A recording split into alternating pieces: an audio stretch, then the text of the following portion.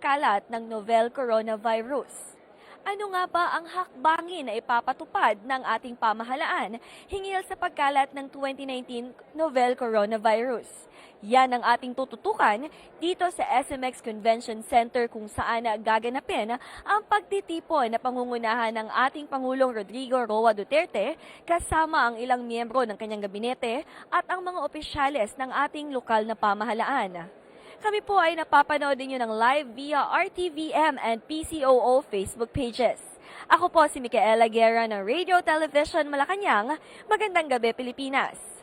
Mga kababayan, bago po dumating ang ating Pangulong Rodrigo Roa Duterte dito, ay nagkaroon muna ng isang pre-program event kung saan tinalakay ni Department of Agriculture Secretary William Dar ang tungkol naman sa pagkalat rin ng African swine flu. Sinundan naman ito ni Deputy Director General Vicente Agdamag ng National Security Council na nagbigay ng update tungkol sa binubuong National Task Force to End Local Communist Armed Conflict. Sumunod naman si DOH Secretary Francisco Duque III na nagbigay ng briefing tungkol sa 2019 Ncov. Mga kababayan, ay mamaya sa pagdating ng ating Pangulo Duterte ay maririnig din natin ng live kung ano nga ba ang kanyang masasabi hinggil dito sa kumakalat na Ncov. Pero bago ang lahat, upang magkaroon tayo ng karagdagan pang impormasyon kung ano nga ba ang layunin ng pagtitipon na ito ngayong araw kasama ang ating mga local government officials, ay papanoorin po natin ang aming naging panayam kasama mismo ang ating DILG Secretary. Kaya naman mga kababayan, let's all watch this. Mga kababayan, DILG Secretary Eduardo Anyo. Magandang araw po, Secretary Anyo. Magandang araw naman, Mika. Magandang araw rin sa ating mga nanonood. Secretary, nandito po tayo ngayon sa SMX Convention Center para sa isang pagpupulong. Pwede niyo po bang ikwento sa amin kung ano yung layunin ng pagpupulong natin na ito?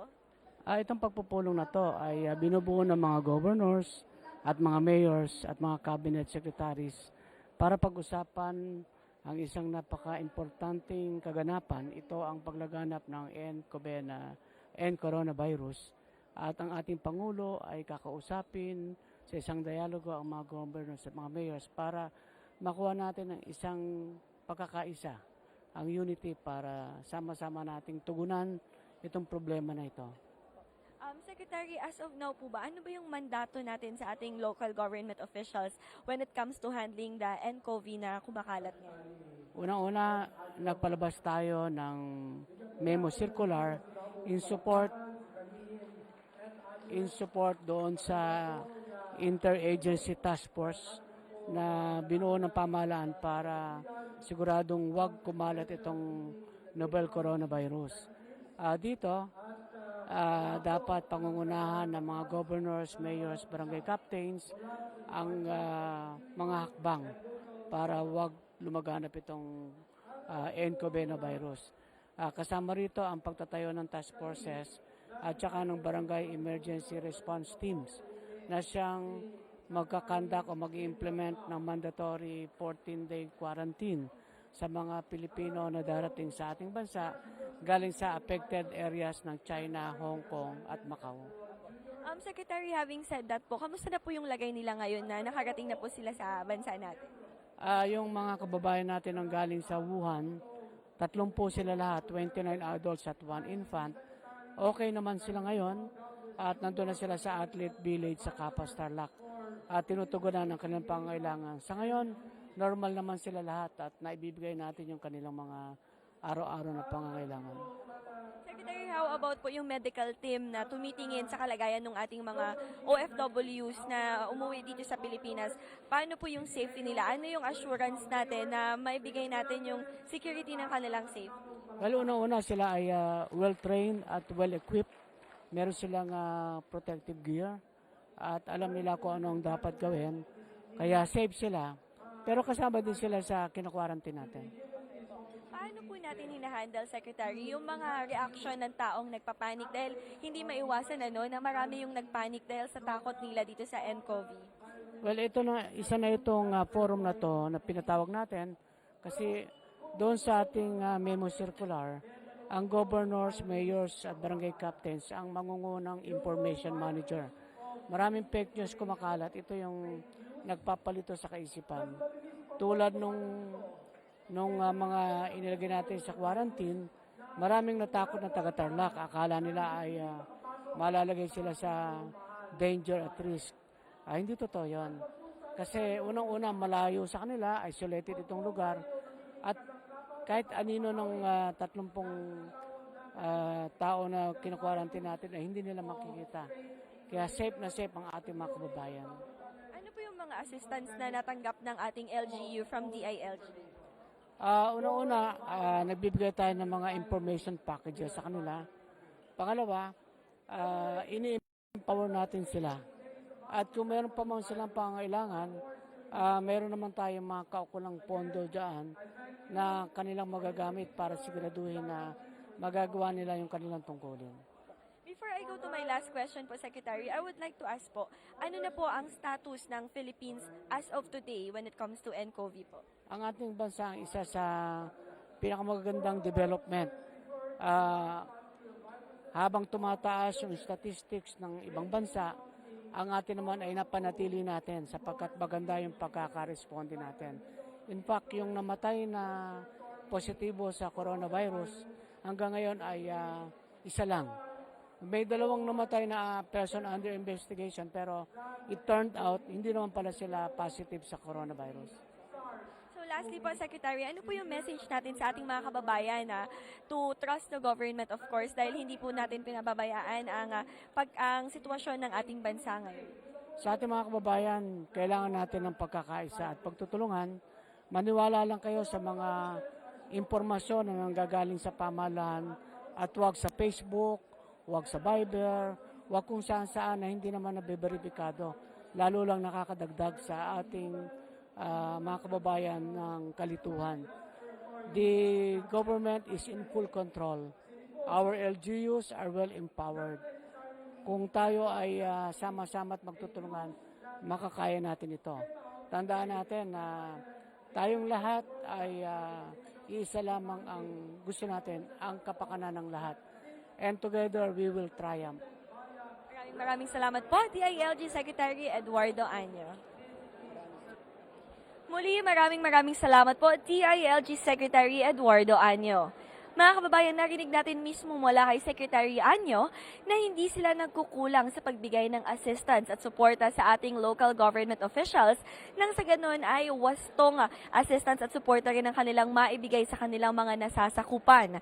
At gaya nga ng nabanggit ni Secretary Anyo, iisa ang hangarin nating mga Pilipino at ito ay mapuksa ang Ncov na kaya naman hinikayat niya ang bawat isa na suportahan at pagkatiwalaan ng pamahalaan dahil hindi umano nila pinapabayaan ang kumakalat na virus na ito.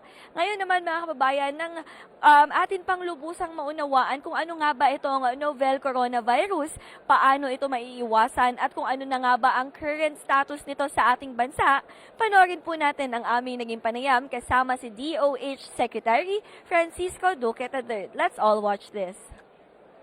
Yan, DOH Secretary Francisco Duque III. Secretary, magandang araw po. Magandang araw sa inyo at sa lahat po ng inyong mga taga-subaybay. Secretary, meron po tayong pagpupulong dito ngayon kasama ang ating mga LGU officials. Tungkol saan po yung ating pag-uusapan? Well, maraming pag-uusapan pero patungkol naman sa novel coronavirus acute respiratory disease ang siyang dahilan kung bakit tayo ay naanyayahan ng DILG na siya ang nagsulong nitong pagtitipon ito a meeting with the President. Secretary, as of today po, kamusta na ang status ng Pilipinas when it comes to novel coronavirus? Well, of course, meron pa rin tayong mga tinatawag natin na patients under investigation at ang bilang as of today, kung iyong mamarapatin lang ay tingnan ko lang, may kodigo tayo. Okay. Meron tayong 314 patients under investigation. Meron tayong 1 death but Chinese national from Wuhan City. At meron tayong so far 3 cases. Wala po tayong local transmission. Puros po ito mga imported transmissions. Secretary, may ilan po ba tayo may mga ilan po bang confirmed cases na nakapag-recover na? Marami-rami. Meron na tayo so far, 49 have already been discharged. No? So, okay lang. Sana lumaki pa ang bilang ng mga madi-discharge. At sana, hindi magkaroon ng local transmission. That's true. Secretary, may I ask po, ano yung naging process? Bakit po sila nakapag-recover? So that maging aware din yung ating mga kababayan. Well, yung batay sa datos na pinadala ng World Health Organization na sila naman ang tumutuloy sa gitna ng DOH at saka ng Chinese Ministry of Health and the Wuhan Local Health Authority ay 80% mild cases of the coronavirus infection. Pero meron din mga 16% na serious ang coronavirus. Pero para maiwasan po natin ito, napakamahalaga yung personal hygiene. Paghuhugas po ng kamay ng 20 segundo. Huwag po natin mamaliitin ito. Malaki pong bagay ito sa papanatili ng pampersonal na kalinisan at kalusugan. So yung cough etiquette, napaka-importante po yan. Minsan, binabaliwala natin. Pero yan pala, napakamahalaga at practical na solusyon na hindi kailangan gastusan. So, social distancing, kailangan no less than 1 meter ang layo sa gitna ng mga tao. So, yung pampalakas ng resistensya, napakamahalaga ang magkain na masustansya, ang pag-inom ng maraming tubig, prutas, mayaman sa vitamin C, A, D, E, zinc, yung mga yan, gulay, malunggay, nako, champion ako malunggay. Magmalunggay tayo, lagyan natin kung saan-saan, sa noodles, sa ating pong mga sa mga nilaga, yan ang gamitin natin. Sa sinigang, maglagay tayo maraming malunggay. Secretary, marami pong mga nagtatanong, nais nilang maklaro kung ang Ncov ba ay airborne disease na? Hindi, yun lang, dahil ito, droplet talaga ito. Ngayon, medyo nagkakalituhan doon sa airborne. Kasi pwede naman airborne kasi pagka sininga mo o binahing mo, airborne sandali. Pero dahil mabigat siya, hindi lumalayo. So siguro temporarily airborne, but eventually droplet. Before my last question po, gusto ko lang pong itanong kung ano ba yung mga dapat gawin ng ating mga kababayan para mapanatiling malakas yung kanilang resistensya. Gaya na sinabi ko, kailangan sapat ang oras ng tulog, at least 7 to 8 hours, mag-exercise, kumain ng tama, mayaman sa sustansya, mayaman sa vitamins, minerals, huwag nagpupuyat, huwag sinasagad ang katawan sa bisyo, katulad ng alak, sigarilyo, tigil na po natin yan. Sa panahon ngayon, maganda ho yung malakas na resistensya, panlaban po yan sa maraming mga sakit. Hindi lamang po ito limitado sa usapin novel coronavirus, kundi marami pa hong mga ibang klaseng mga sakit na dapat po maiwasan po natin. Secretary, to avoid fake news po and panic sa ating mga kababayan, anong website ba yung dapat nilang bisitahin to give them right information about this Ncov po? Okay, yung po www.doh.gov.ph//2019 novel coronavirus. Lastly po, mensahe po natin sa mga kababayan natin para po ay mahingi natin ang kanilang suporta para sa patuloy na paglaban natin sa Ncov. Dalawang virus ang tumatama sa atin ngayon.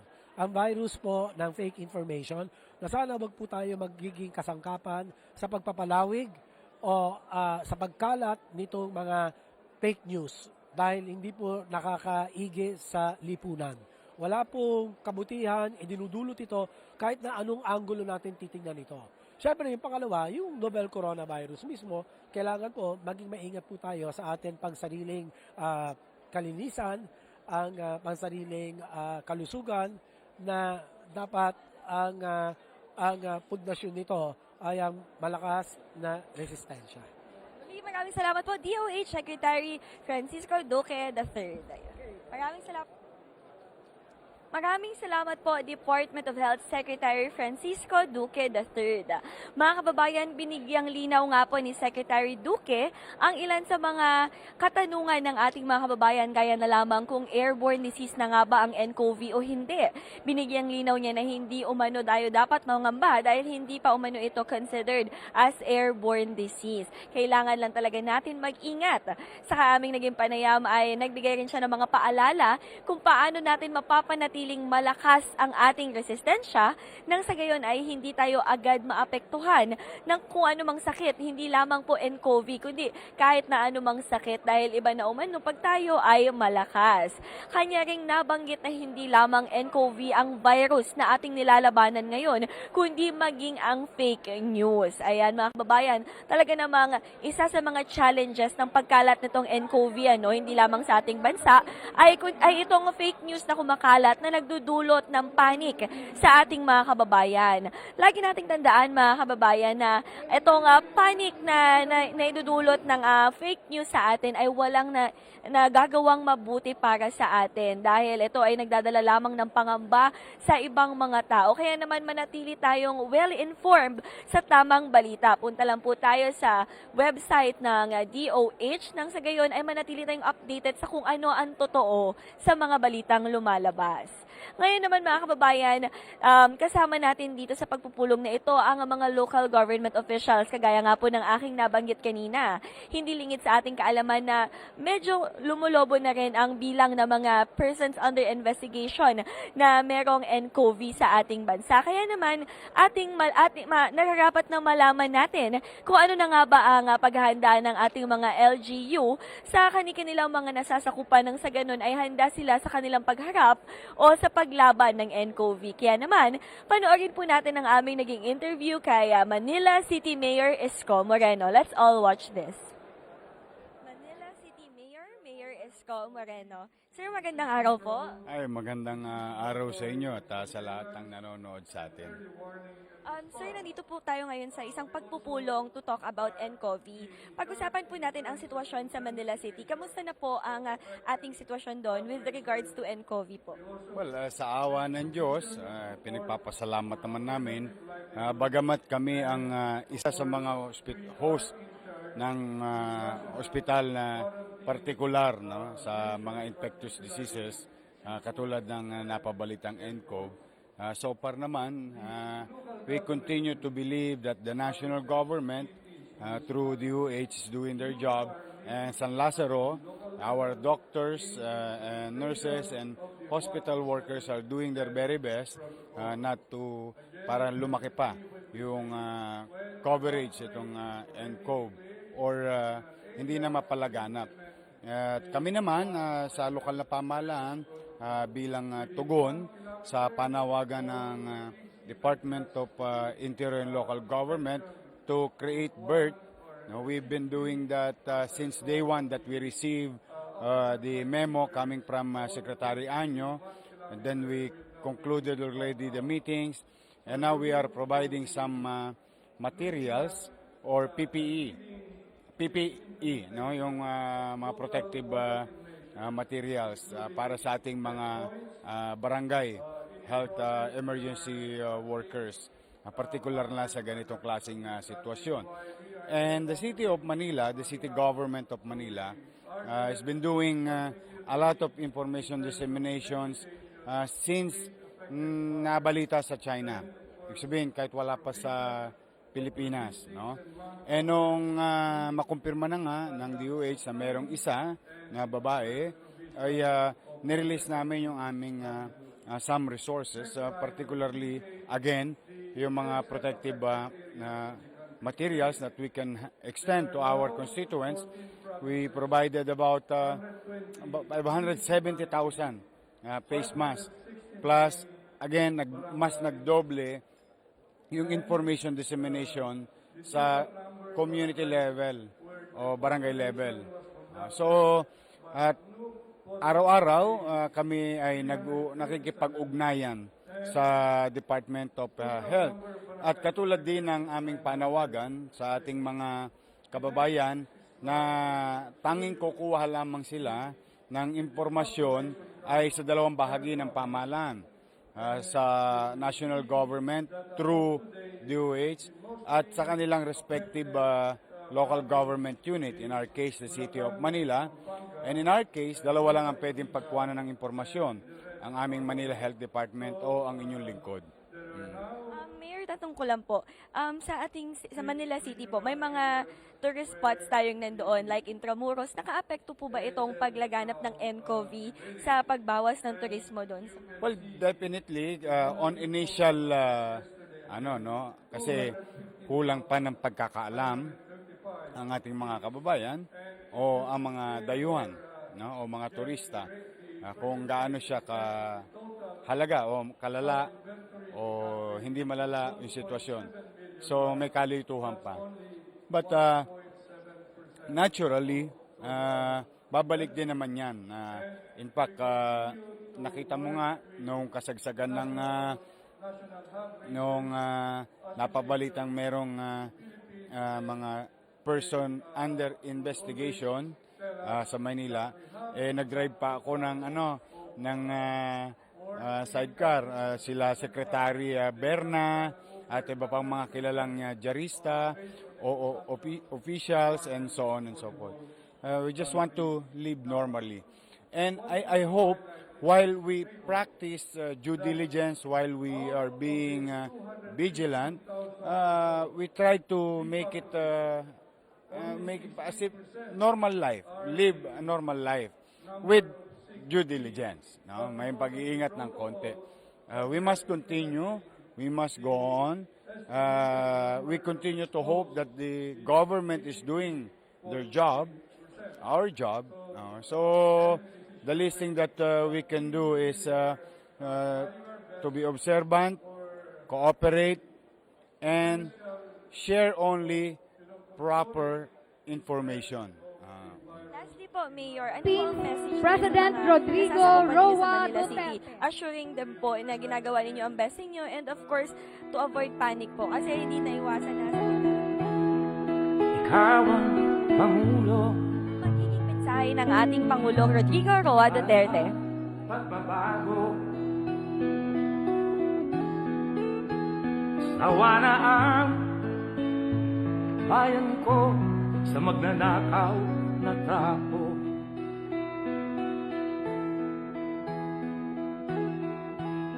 Madilim na kahapon, ikaw ang you may now be seated.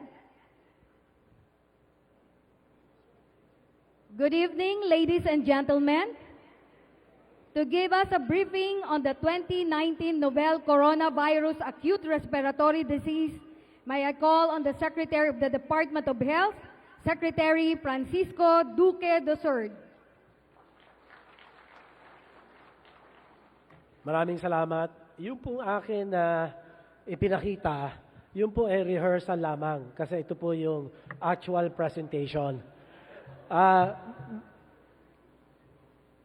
Mr. President, Mayor Duterte, Mayor Rodrigo Roa Duterte, Senator Bongo, the Chairman on Committee on Health and Demography, Secretary Ed Año of DILG, under whose initiative this gathering has been made possible.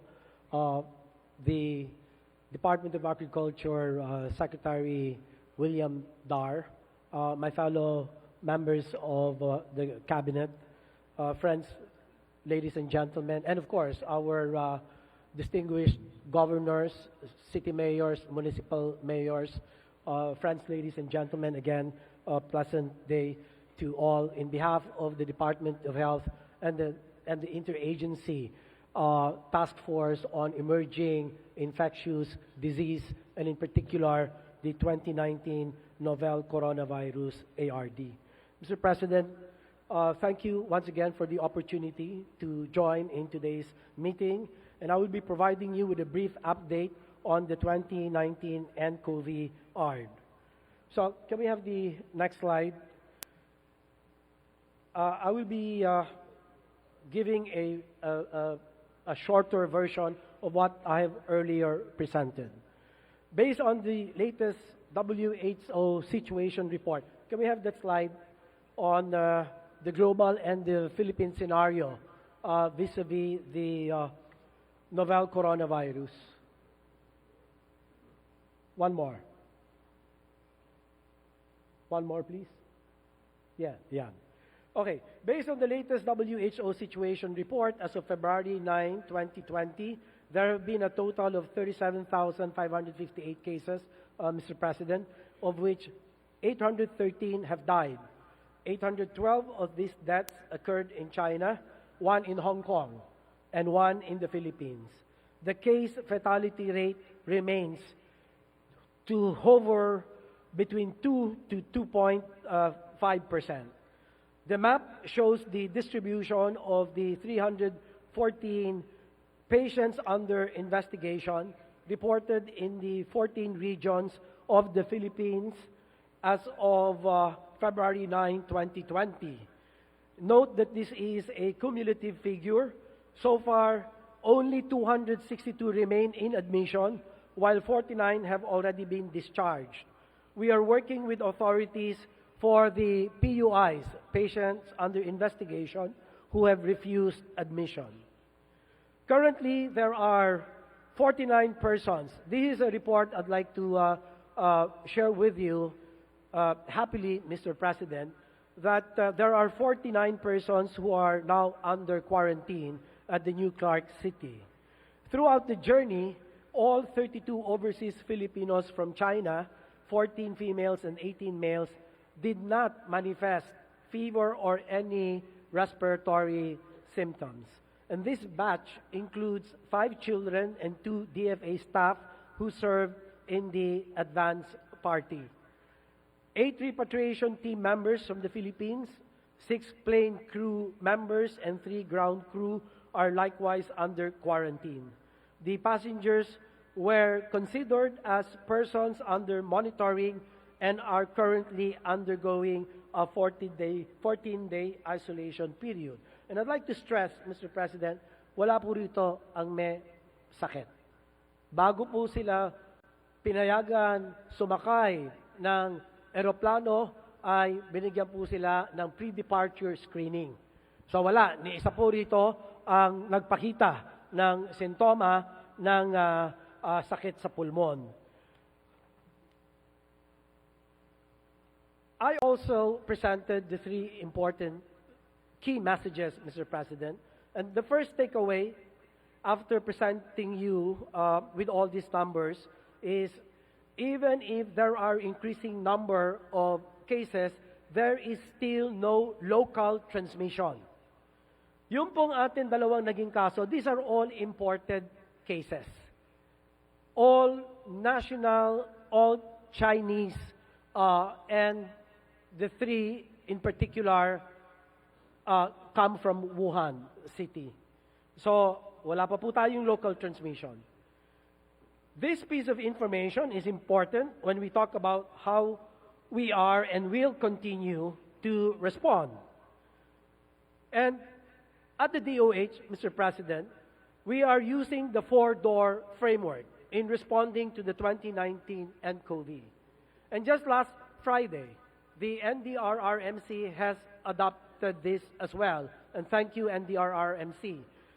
Last December, when news first broke out about the infection in Wuhan, we were essentially in door number 1. Then we moved to door number 2 in early January when we started screening in our ports of entry. Upon confirmation of first case, we are now in door 3. To keep this situation this way, we classify our response into 4 main types, namely, first, quarantine and point of entry. Second, surveillance. Thirdly, case management. And fourth, risk communication and community engagement. And all LGUs are expected to take part in surveillance, risk communication, and community engagement through your barangay emergency health response team supervised by the city, the municipal, as well as the provincial health offices. LGUs with ports of entry, be it air or sea, and which house designated quarantine facilities should work with the Bureau of Quarantine.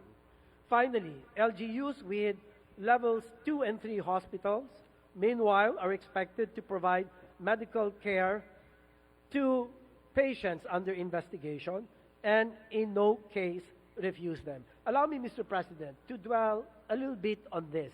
Based on your directive last Monday, last week, first, the President has thankfully readily approved a budget of 2.25 billion for the procurement by DOH of personal protective equipment to be used by 5,000 healthcare workers serving as frontliners both in the national government hospitals as well as the provincial hospitals. Second, Mr. President, the Philippine Health Insurance Corporation, or PhilHealth, the board has approved unanimously the grant of a 2019 Ncov isolation package in the amount of 14,000 pesos. Hopefully, these patients don't turn for the worse. However, in case they do manifest with mild symptoms of Ncov, PhilHealth will pay for 16,000 vis-a-vis the mild pneumonia benefit package that it has begun rolling out since several years back. And should the patient turn for the worse, and hopefully not, PhilHealth will be ready to pay for 32,000 pesos as a matter of a severe pneumonia package. And so these are the directives of our dear President, and this will be implemented as soon as possible. The DOH has also issued detailed guidelines on this, complementing DILG's memorandum circular on the amended guide to action against 2019 Ncov, issued once again by Secretary Ed Año on February 6, 2020. Thank you very much, Secretary Ed. Now, just two more slides. This particular slide pretty much summarizes what the LGU's contribution is to the response. First is to mobilize your barangay emergency health response teams in terms of risk communication and community engagement. Number one, uphold good sanitation practices and continuous reiteration of the need for personal hygiene and infection control measures. Number two, limit or avoid mass gatherings, at least until further notice. Number three, keep your constituents well informed. Help combat infodemic or the spread of fake news. The DOH is the only official source of information. In terms of surveillance, Mr. President, screen for PUIs or the persons under monitoring. Work with schools, hotels, condominiums, etc. Investigate, verify, and report cases through your local epidemiological surveillance units of your municipal health officer, city or provincial health officers, who in turn need to coordinate with the DOH Centers for Health Development. Second, monitor the PUMs on self or home quarantine and regularly report. Third, perform contact tracing as needed, and if this proves to be difficult, you are encouraged to seek the help of the PNP, and they have been very, very effective in our last contact tracing efforts. Fourth, refer to the level 2 and level 3 hospitals judiciously, as I have explained that lengthily a while ago. When there are confirmed patients under investigations, levels 2 and 3 hospitals need to facilitate extraction of PUIs from the community by providing transport services, since we want to avoid them taking public transportation where they can expose more people. This is also one of the directives, clearly, of our dear President, when he said we need to designate a permanent transportation or vehicle that will just be used for the transport of patients under investigation needing higher level of care in the various hospitals. And of course, hospitals need to make isolation rooms available and make the necessary referral to the RITM our national reference laboratory for testing. Hospital management should make available PPEs for your hospital staff. We will do the assessment as we have very limited supply, not because we have said so, but because the global supply is in shortage. And so we have to be very judicious in terms of the distribution of these PPEs to the various local and national government hospitals. Now, allow me to use this time to reiterate that masks are only for health workers and not advisable for health members of the community. So, wag po tayo magsusuot ng mga mask kung wala naman po tayo mga sakit. So, napaka-importante po ito na bigyan diin sa gitna po ng ating kakulangan ng supply sa ating pong mga mask. Key message number 2. That summarizes what the LGU counterpart response will be. To ensure coordination, we are using the NDR-RMC platform where DOH will lead the response cluster. My final point for today, Mr. President, is to prepare for the possibility of local transmission. As they say, it is not a question of if, it is a question of when. When there is local-to-local transmission, and I think this is very important, extremely important to underscore, we are already at the door 4 at the epidemic surge, considering the evolving nature of this etiological agent, the 2019 Ncov.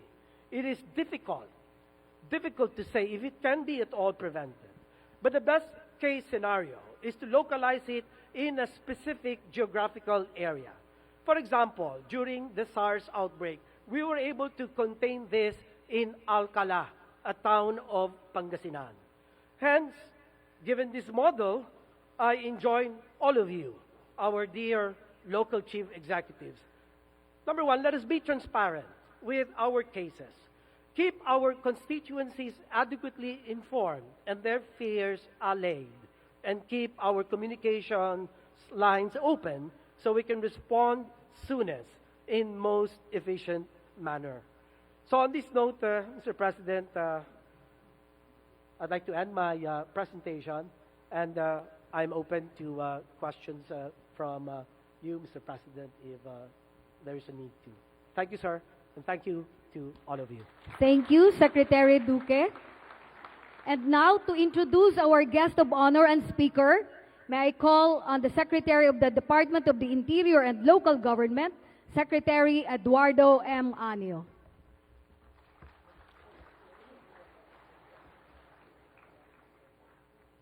My fellow public servants, ladies and gentlemen, the President of the Republic of the Philippines, Mayor Rodrigo Roa Duterte.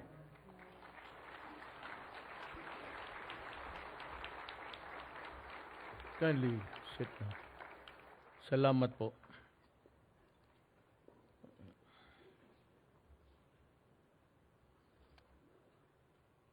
Sandali lang, ha?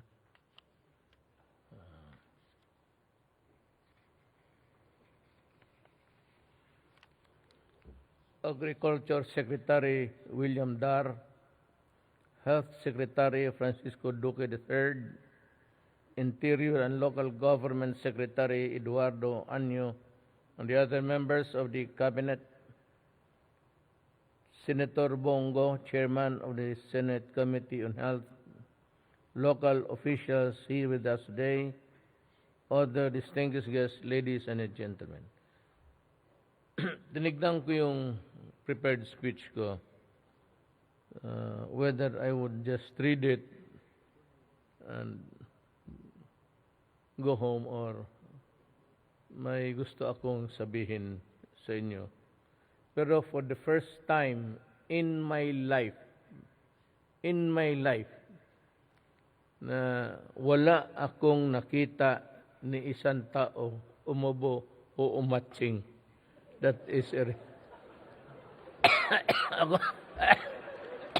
ako na lang. I was waiting for the atsing or ubo. Panay siguro, huwag kayo mahiya. Hindi. Sabi nga ni Secretary Duque, wala naman to. Actually, in every generation, in every epoch, meron talaga yung tinatawag nila na it's a, well, if it's local, pandemic, regional, could be pandemic. But the last one was, I think, the Spanish flu. I don't know if it was after this World War II or yung maraming namamatay. But you know, the great cleansing of the world, it passes on. Tapos, hindi naman lahat namamatay. Meron talagang nabuhay without even the precautions, was just, no.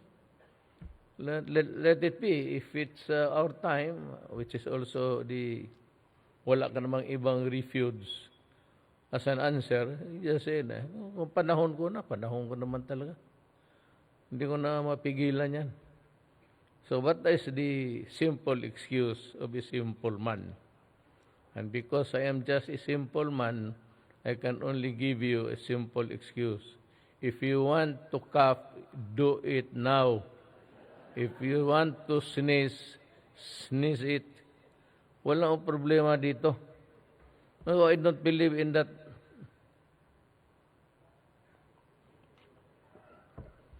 Totoo, hindi ko believe itong mga sar-sar, mga ano. Never. Wala yan. Only a few.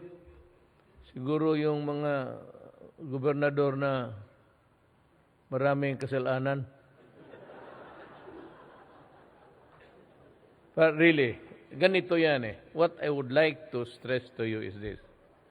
There are some kibitzers in politics, idiots if you may, na pagputok nito, they're asking, what is the government of the Republic of the Philippines doing? We do not see any infrastructure there to meet this. All pessimistic. All na gusto lang talagang magkaroon ng takot.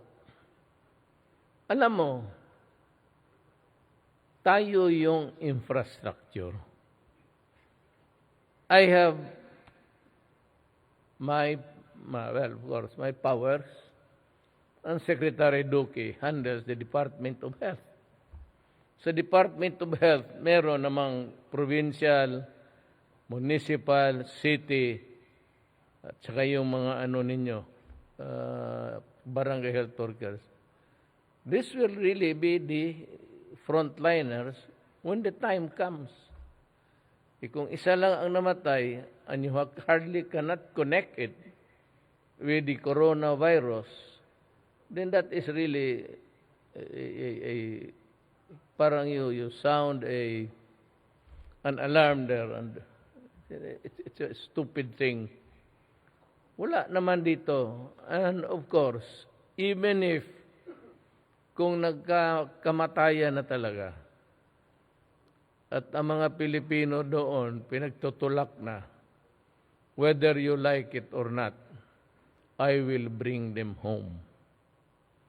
I will bring them home because they have no other country to seek shelter. Other country. Saan pa pala sila tatakbo? Sabi ko, kung ang Pilipino doon pinapaalis, ipupunta tayo. And we will marshal all available carriers there by ship or by air. Kunin natin sila. And of course, there will always be precautions. Ang caveat dyan is do not break the rules. Kaya pagka ganon, you break the rules, you forgo with some of the protocols, ayaw ninyong makinig doon, kaya mas mabuting, that is when trouble starts. But if you can just listen to Secretary Duque, he will be as good as any other expert. Matagal na yan siya sa gobyerno. And I'm sure as a doctor and one who has attended several conferences abroad and local.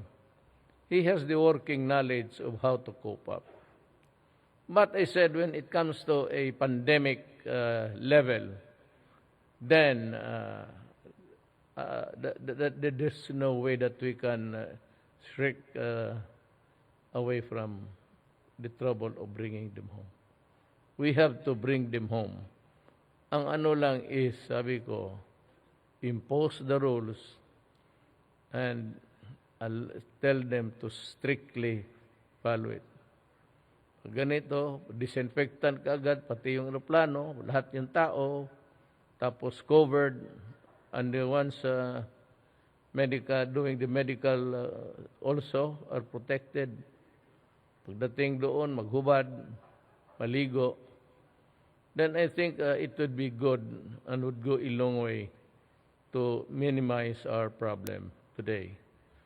But pero kung sabihin mo na magsisigaw ka dyan, magsisigaw ka, wala man yung mangyari. You want to shout to the heavens? Go ahead. Would it prevent the corona from invading the country? No, long before the alarm was raised, marami ng mga Chinese and Filipinos, hindi lang Filipino-Chinese, yung Filipino talaga, by skin and blood, na pumunta na doon. Dito na yan sila. And so kung sabihin mo na if it's a matter of contamination, we'll just have to rely on the antibodies of, how strong the antibodies of the Philippines are. Medyo hindi madali itong Pilipino matamaan ng mga sakit. Una-una, malakas magdasal. Umubo naman ganyan. Pangalawa, they're better off than the others actually in following rules. It is when you do not follow the rules that trouble comes in. And that is true for every human act. Gaya ng if you the rules, there is a rule that you do not do drugs, and then you have to pay for the price. Then for negligence dito in the handling of itong mga persons coming home, that is when the trouble starts. But if you just follow the rules, wala mga problema dyan. Doki has the expertise. Mga kalaban lang nila yan sa politika. What is the most seasoned cabinet members dyan? Maniwala ka. Matagal na ilang presidente yan sa dyan. Ambak lang siya, president dito. Ilang president na tatlo? Apat? Tatlo? See? Eh, kung may natamaan na ng corona, siya na. Tagal niya apat, sige lecture dyan. Well, I will just read the speech. In fairness to the ladies who prepared this. Hindi naman basta-basta typein mo ito ng ilang. I am pleased to join today our local chief executives from across the country to address the current compelling situation facing our nation, particularly affecting public health. Alam mo, isingit ko na lang ha. Huwag kayong mainip. Tapos naman kayo nagkain, no? Nagabulagta na yung dyan eh. It's not only a public health. Hindi lang ito. Well, of course, it's public health because it would require hospitalization, treatment, everything. So it becomes also a public health. Pero itong druga, sabihin ko sa inyo, until now, until now, you read the crawlers. Sinisingit nila pala sa TV, yung tumatakbo. They are called crawlers. O pabalik ba yan pag ganun? It's still, at this late day, the drug problem is still with us. And by the millions. But walang mangyari sa Pilipinas niya. It is the next generation who will suffer if we fail. Tayo talaga ang matawaan. Kasi ang mga naanak natin, they're facing a problem na hindi pa nila alam or nakisali na sila.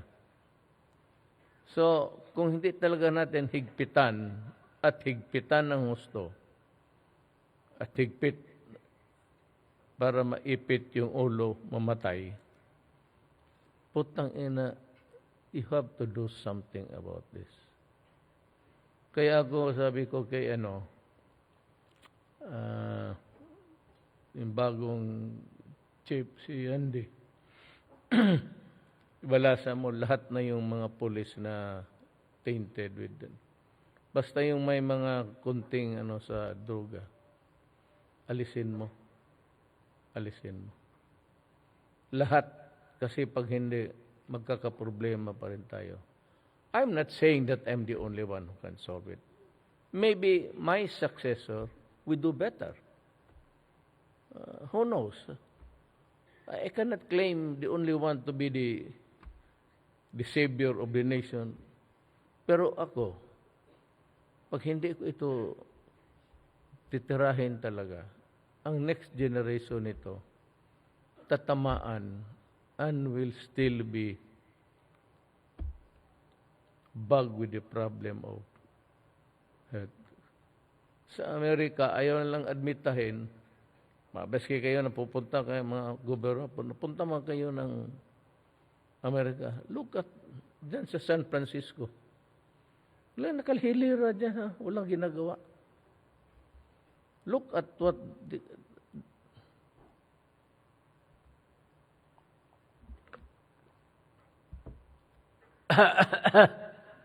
wala po rin. Opo, yan. Para hindi ka mahiya. Huwag mo pigilan. Didikit yung mata mo sa maluluha ka. Yan ang isa. Pangalawa, ang droga kasi pera. Pera yan eh. And it's very dangerous. That's why itong mga pulis, pumapasok talaga sila. No amount of increase of salaries, double. Hoping. But the large part of the police force sa ating, okay sila. Pero nandyan pa yung nagpaiwan, uubusin talaga natin yan.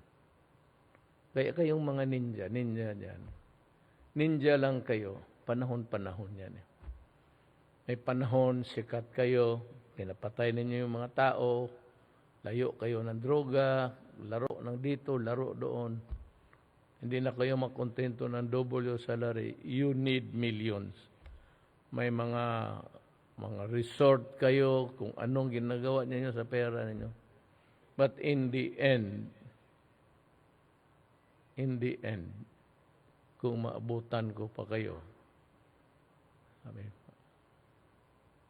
tudasin ko talaga. Either you kill me or I kill you. Yan talaga ang usapan dyan.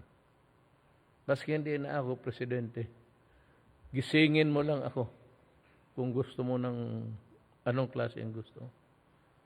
Kaya ka lang, Duterte, gumising ka dyan. Bababaan kita. Kasi kayong mga putang ina kayo, wala na kayong boundary sa, wala na. About morality, about what is, wala na talaga, right or wrong. Puro na kayo kalukuhan. Kayong mga local executives, if you really love your country, do something about it. Hindi mo naman kailangan patayin eh. Torture mo lang hanggang mamatay. Tangina mga to. Akala siguro na yun.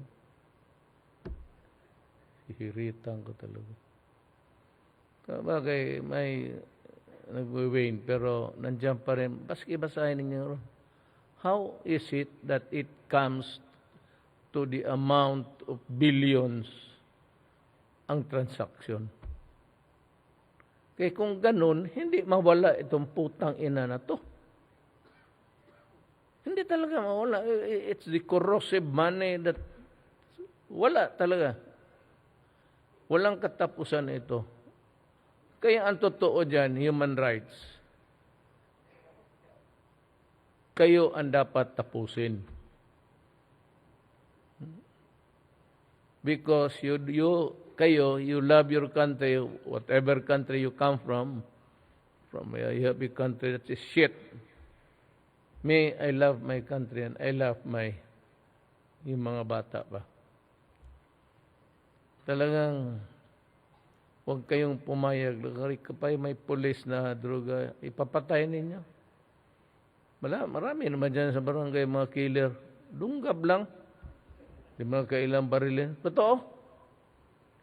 Ako sinabi ko sa mga pulis, pag masabit kayo dyan sa trabaho ninyo, ako yun. Turo mo. Si Duterte yun, sir, ang nagturo sa amin. And I will protect you. Yung may kaso ngayon, hindi ko tinulungan, pero anyway, nabiniyang ko abogado ng sto. Gigranada niya yung silda. 2 granada, patay lahat. So, murder. Sige lang. Ano ka lang, huwag ka mag-alala. Hanggang life imprisonment ka lang. Sure. Sige. Finally, last week, everybody was acquitted. Meron ako magtulong. Hindi ako sinasabi na binibili ko. Hindi ko na sabi ko ng pinapakiusapan ko ang judge. Hindi ko rin pinapakiusapan ang police. Ay bantay rin kayo dyan sa ano ninyo. Malaman ninyo yan eh. In every town, every city, malaman ninyo kung sino yung mga piskal dyan. Especially if may kita na may bahay, may resort, tapos kasi hindi ko masinasabing pangit yung ano nila. Pero yung mga kasama nila, bata na at maganda. At ang diferensya nila malayo na hindi niya asawa yan. Maniwala kayo. Pareho rin sa mga gobernador pareho man tayo. Ano ba ang nireklamo ninyo? So, ito yung inaano ko lang sa iyo. The greatest threat talaga is drug. Ito namang, let me talk about itong visiting forces agreement. There are always pros and cons. Yung mga PMA natin, naintindihan ko yan.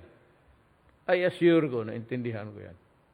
They always lean towards the Americans. Because pag graduate nila, punta sila ng American training, all of these things. And we did not have it with the Chinese. Alam mo, we've been fighting the communists for 53 years. Kung nakatulog talaga ang Amerika, putang ina naman hanggang ngayon. If it's just a matter of weaponry, sabihin mo, kailangan namin itong, it's just that to go abroad and nothing else. And training, dito may balikatan. After the balikatan exercises, they go home with their armaments. They do not leave it with us. Wala. Tsaka kung bumili ka, mahal. Ngayon, I'll make it public because public official ako. Si Trump, pati yung others, are trying to save the visiting forces agreement. Sabi ko, ayaw ko. One is that, napakabastos ng Amerikano. Talagang sobrang bastos. Kung kayong mga CIA dyan na kikinig ngayon, mga amboy, mga putang ina, sabihin niyo yung gobyerno niyo, bastos kayo.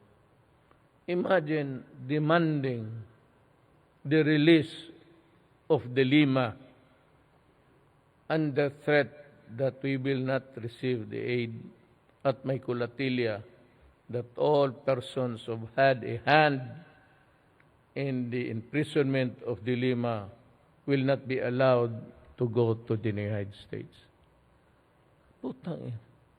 Ano bang nasa Amerika, putang ina, ganunin mo ako? What is there in America? Labas ka sa gabi, ay puta. Punta ka ng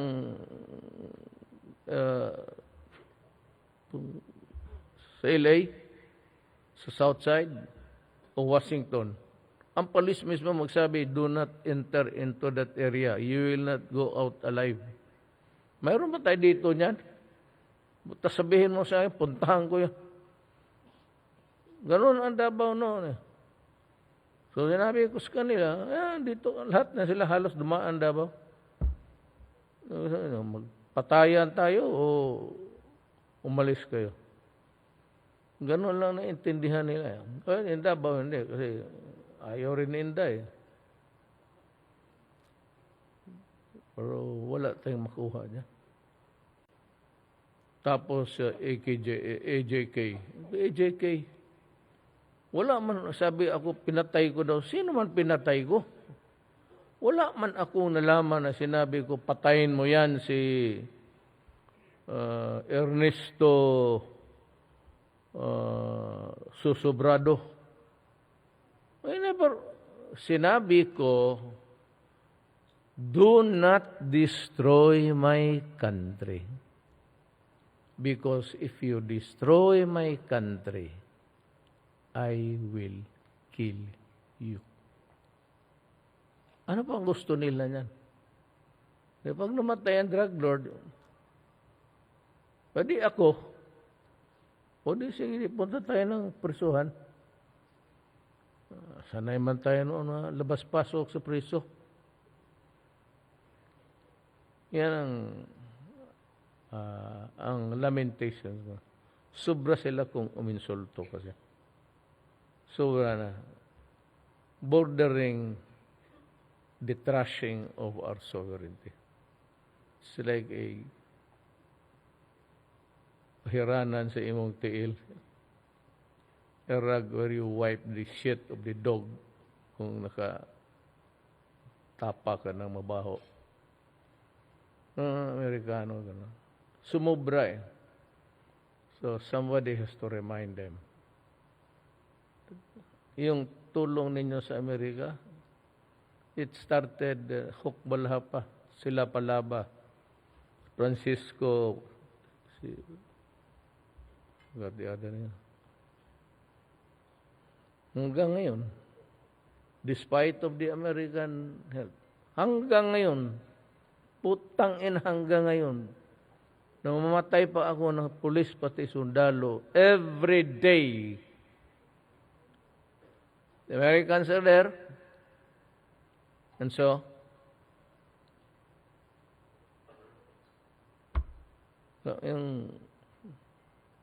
ang kapalit niyan is yung visiting forces agreement. It's a geopolitical issue, territorial. Hindi naman atakihin. Baski papaliguin ko si Jinping dyan sa Palau bukas, ilang. Wala man sa atin yan. They do not mean harm if we do not also do something that is harmful to them. Wala, pero kung sabihin na patulan nila tayo as a nation, that would be a lot of bullshit. Hindi tayo papatalunan niya. Yung Amerika, we will be hit because the arms are here. And I really do not know, walang accounting if there are already nuclear arms inside the Philippines brought in by the Americans.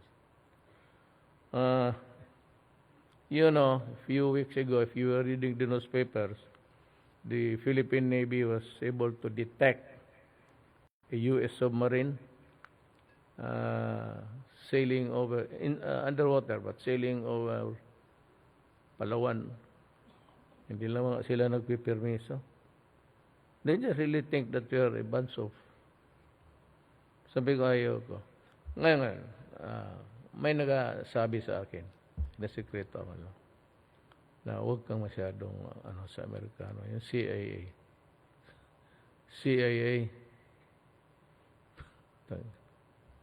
Sinabi ko, did I not tell you right at the beginning of the campaign, as president, I am ready to go down.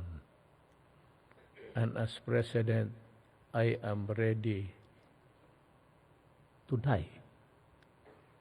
And as president, I'm ready to lose the presidency.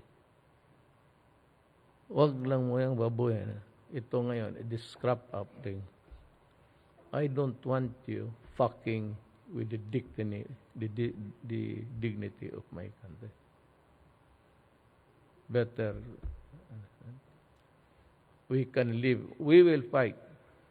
When will be the time when the armed forces of the Philippines and the police would be able to fight the wars on our terms?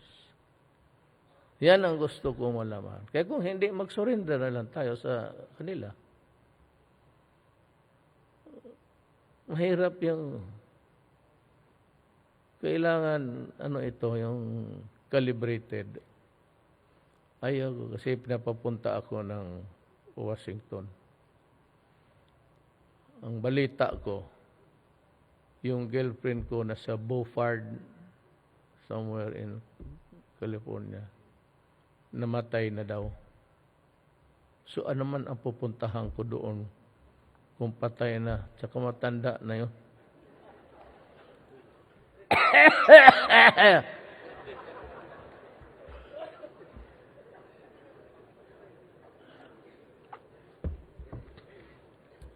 I would like to take this opportunity to commend the Department of Health for their prompt and efficient response in allaying fears among our people with the onset of the 2019 novel coronavirus, acute respiratory disease.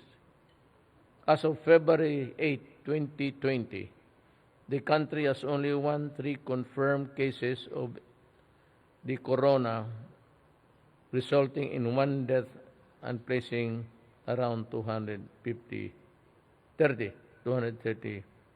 under investigation. As reported by the Health Secretary Duque III, there is a possibility of local transmission. To date, there is neither a vaccine nor specific treatment for the 2019 coronavirus. As such, I call on local executive officials to take urgent steps in preventing the spread of this disease in localities and immediate care for those who have been afflicted. I urge all of you to be more proactive in the management of cases, contact tracing, efficient prevention and control, and information dissemination of the coronavirus. Make sure that you will follow the protocol set by the DOJ and that our people have access to equipments and services that will be of help in fighting the spread of the virus. You know, if it really goes out of hand, huwag kayong mag-alaala. May pera si Dominguez. Sama pala yung pera natin, sige na tago.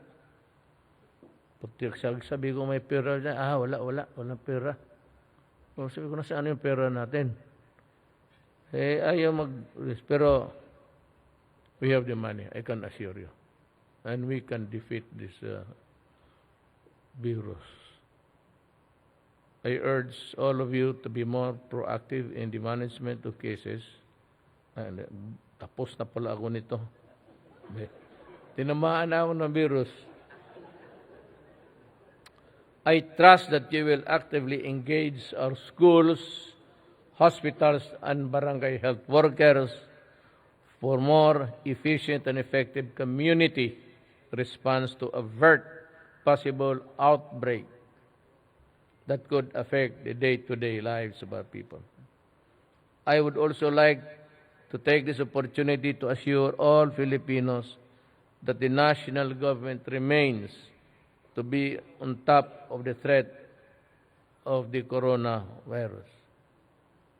We are prepared to handle this public health emergency in case the worst scenario happens. Alam mo, kung hindi natin kaya itong putang inang idioto na corona ito, hinahanap ko, gusto ko sampalin ang gago. We are a nation, at least we have our doctors. They should work overtime, the researchers, pareho lang man, to come up with a vaccine. But kung sabihin mo na pandemic talaga, then I will have to utilize for orderly and obedience of people, the military and the police. Kaya tignan ninyo, galit sila kasi ang pulis, dublado kaagad ang sweldo when I took over. I was talking to a group of congressmen. Hindi ito bula. You can check it out. Nung sinabi ko, kung hindi ninyo i-release yung sa train law, hindi ninyo tanggalin para sa sweldo ng pulis, magre-resign ako. Kaya kong mag-resign. Wala naman akong dito sa presidency. Wala akong, sabi ko nga dyan sa military, do not bring the weaponry and the armaments in Malacanang. Magpa-hambog kayo dyan sa Just come to me. Mayroon man ako. Almost all of my cabinet members, military officer. Di mo usap tayo. Gusto ninyo? O sige, kayo. Tawagin ko agad lang lahat ng, ito yung bagong hunta natin. At ito yung magsulbad ng corona. Bantay kayo pag hindi. Wala akong sabihin mo, I will be sad. As a matter of fact, I am really egging for it. Sa totoo lang, sabihin nila, matay ako. Mas mabuti. Sabihin nila, matanggal ako. Di, mas mabuti. Ilibing ako, mas lalong mabuti. Pagod na ako. I would like also to take this opportunity to assure all our Filipino brothers and sisters that the national government remains to be on top of the threat of the coronavirus. We are prepared to handle all public emergency in case the worst possible scenario happens. Ang akin lang sabihin ko sa iyo, maniwala lang kayo sa gobyerno. We mean in a crisis of involving deaths and getting people sick. We will do our very best. At maniwala lang kayo kasi yun talaga yung pinag-aral. Ito yung Department of Health, yan ang nag-aaral dyan Hindi naman tayo. What we will do our best.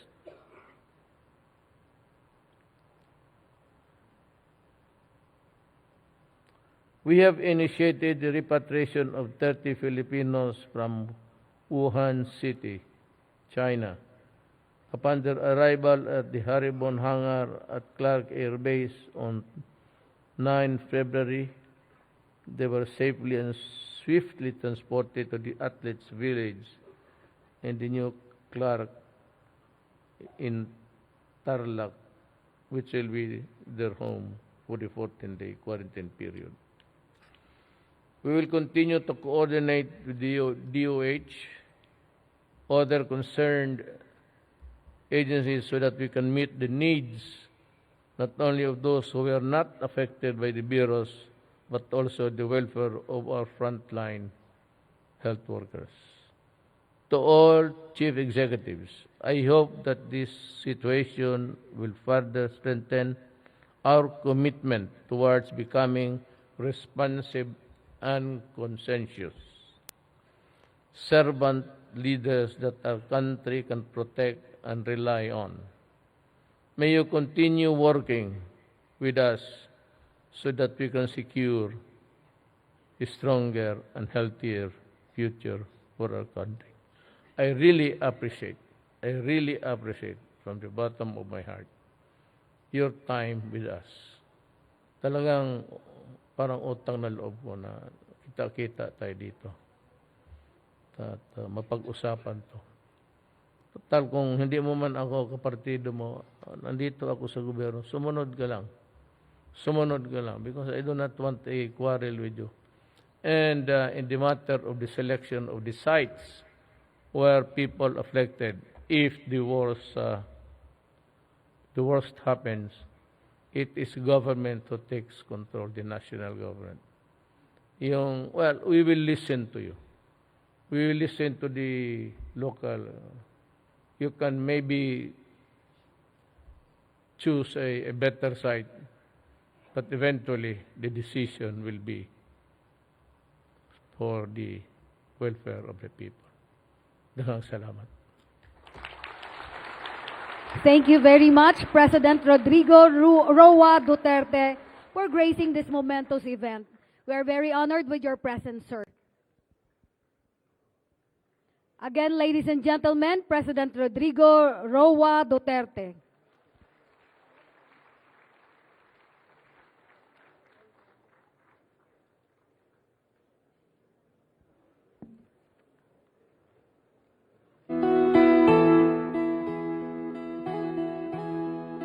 Ikaw ang Pangulo para sa pagbabago. Again, ladies and gentlemen, President Rodrigo Roa Duterte of the Republic of the Philippines. Sa magnanakaw. May we request everyone to remain at this hall after the President has left the program venue. Maraming salamat po sa inyong lahat. Test mic. 1, 2. Hinikayat ni Pangulong Rodrigo Roa Duterte ang ating mga kababayan na sundin ang mga paalala ng Department of Health para sa ating kapakanan. Bagamat marami na ang natatakot dahil sa patuloy na paglaganap ng Ncov, sinigurado naman ng ating mahal na Pangulo na hindi tumitigil ang pamahalaan sa paghanap ng solusyon at sa pagbigay ng suporta sa ating mga local government officials nang sa gayon ay masigurado ang kapakanan ng bawat isa sa atin saan man panig ng Pilipinas tayo naroroon. At ang hiling naman ng Pangulo ay magtulungan tayo mga Pilipino na labanan ang virus na ito, Dahil iisa lamang ang ating hangarin, pareho tayong lahat ng gustong makamit at ito ay mapalaya ang ating bansa at ang buong mundo sa lumalaganap na 2019 Ncov. Kaya naman mga kababayan, hamon sa ating lahat ang manatiling healthy at manatiling matatag sa kabila nitong Ncov na bumabalot sa ating bansa. Magtulungan tayo dahil lahat ng bagay ay kayang solusyonan kapag tayo ay nagtulungan. Naniniwala rin ang mahal na Pangulong Rodrigo Roa Duterte na hindi magtatagal matatapos na rin ang ating laban sa novel coronavirus. Yan lamang po ang naging laman ng mensahe ng ating Pangulo. Bago po kami magpaalam mga kababayan, nais naming ipaalala sa inyo na hindi lamang nasa kamay ng pamahalaan ang pagbabago na ating inaasam. Hindi lamang hawak ng ating pamahalaan ang ating kaligtasan mula dito sa virus na ating nilalabanan. Kailangan natin silang tulungan at pagkatiwalaan. Live mula dito sa SMX Convention Center, muli ako po si Micaela Guerra ng Radio Television Malacanang, Mabuhay Pilipinas!